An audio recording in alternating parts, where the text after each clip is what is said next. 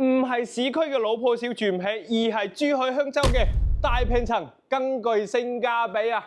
嗱，150萬就可以擁有咁靚嘅大平層啦。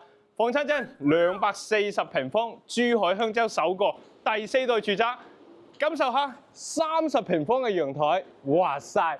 珠海首個無人機配送到屋企嘅，然之後全屋標配智能家居，可以睇到公共區域嘅所有監控。呢個陽台平時飲下茶不知幾舒服。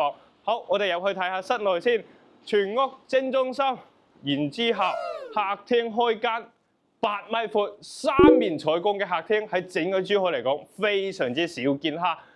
240平方軸5房5個衛生間，1人1個廁所，標配嘅肯定係2梯2戶啦。感受下呢個電梯間，全部都係你屋企嘅私人空間。入戶玄關翻嚟咧，就係鞋櫃嘅位置、儲物櫃嘅位置啦。5房5衛分別佈置喺左手邊咧，就係兒童房、書房，仲有公主房。